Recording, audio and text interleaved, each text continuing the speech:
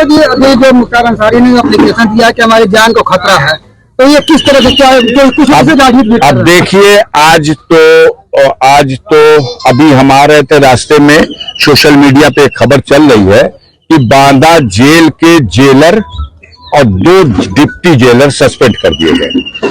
अब आप समझ सकते हैं, मुख्तार अंसारी की तरफ से न्यायालय में उनके वकील ने आवेदन किया कि जेल में उनको कोई ऐसा विषाक्त खाना दिया गया जिसमें जहरीला पदार्थ मिलाया गया था। इससे उनकी तबीयत खराब हुई, हालत खराब थी। अपने जो वर्चुअल पेशी पे वो आते थे कोर्ट के, उस पे भी पिछले 2-3 दिनों से तो नहीं आ सके। उनके जगह पे जब जेलर खड़ा हो रहा है तो वो कहता है कि नहीं, वो अस्वस्थ है इसलिए नहीं आ रहे हैं। इस बीच में हम लोग जानते हैं कि काफी दिनों से उनके हत्या करने का साजिश रची जा रही है और उनके बेटे मुख्तार अंसारी की ओर से, उमर अंसारी की ओर से माननीय सर्वोच्च न्यायालय में ये याचिका दायर की गई है कि उनके सारे मामले और उनको उत्तर प्रदेश के बाहर कहीं दूसरी स्टेट में शिफ्ट करके वहां ट्रायल करा लिया जाए और वहां उन्हें रखा जाए जुडिशियल कस्टडी में। अब उत्तर प्रदेश सरकार को नोटिस जारी हो चुकी है, उसमें कोई डेट भी फिक्स है, उसकी सुनवाई अभी चल रही है और इधर इन लोगों ने देखा कि ऐसा ना हो कि कोई माननीय सर्वोच्च न्यायालय से आदेश ऐसा हो जाए, तो इस तरह का भी षड्यंत्र किया गया। हमारा मानना है कि मौत का एक दिन निश्चित है, लेकिन शैतान कोशिश तो कर सकता है और तमाम तरह की उनको मिटाने की, उनकी हत्या करने की कोशिशें हो रही हैं। उसके पीछे एक बड़ी वजह, जो सबसे जरूरी वजह है, वो ये है कि ब्रजेश सिंह जो हैं, उनके खिलाफ 15 जुलाई 2001 में जब मुख्तार अंसारी पर उसरी में आक्रमण हुआ था तो उनके खिलाफ नामजद अभियुक्त बना करके त्रिभुवन सिंह, ब्रजेश सिंह पर मुकदमा दर्ज हुआ था।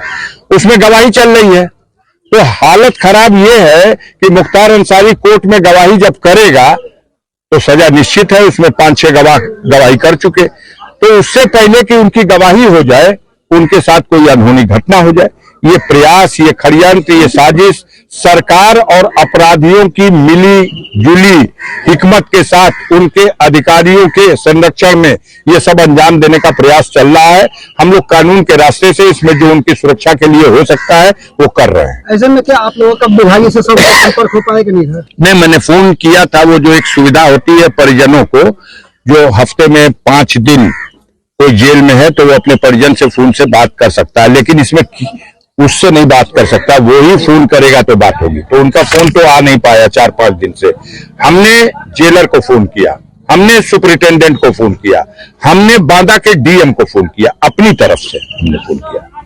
जी, इसके जो आज जो 3 लोगों से सस्पेंड किया गया है, उस कार्रवाई को आप किस नजरिए से देखते हैं? आप उनसे पूछिए। पहले तो उन लोगों ने छिपाने की कोशिश की। सुपरिटेंडेंट का बयान आया जब न्यायालय से ये कहा गया कि इसकी जांच कराइए, ये क्या है, तो उन्होंने कहा नहीं, इनकी तबीयत खराब थी, हमने मेडिकल बोर्ड बना दिया है और मेडिकल कॉलेज बांदा से डॉक्टर आए हुए थे, कल भी आए हुए थे, आज भी आ रहे हैं और दवा उनकी चल रही है, वो ठीक हो जाएंगे और पहले से बेहतर है। ये सारी बातें कहा और इससे इनकार किया कि ये आरोप गलत है कि उनको जहर दिया गया।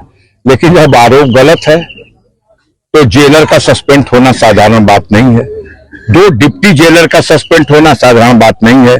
जिनकी देखरेख में खाना बनता था, जिनकी देखरेख में खाना चख करके तब उनको दिया जाता था, उन लोगों का सस्पेंड होना तो प्रथम दृष्टया ये साबित करता है कि आरोप सही था।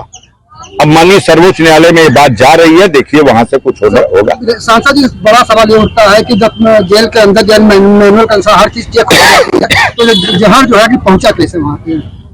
नहीं, कहा आपसे, जब पूरी मशीनरी लगी हुई है एक व्यक्ति को समाप्त करने के लिए, तो ये सब तो षड्यंत्र है। इससे पहले भी उनकी हत्या करने की अनेकों बार कोशिश की गई। कभी बम से उड़ाने की कोशिश की गई, कभी गोलियों से भूनने की कोशिश की गई।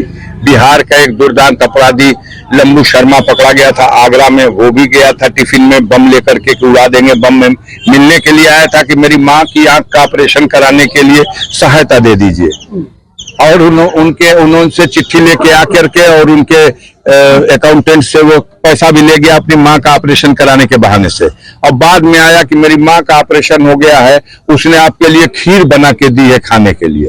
और जब मिलने के लिए जाना था तो टिफिन के एक डिब्बे में खीर थी और दूसरे डिब्बे में बंद था, लेकिन मारने वाले से होता है बढ़कर है बचाने वाला। उसने भेद खुल गया, पकड़ा गया और सारा रहस्य खुल गया, सारा पता चल गया। तो उनको तो हर बार गरीबों करोड़ों लोग उनके लिए दुआ करते हैं और वही दुआ उनका कवच बन जाती है। तो वो जैसे हर बार बचे, इस बार भी बचे हुए हैं। धन्यवाद।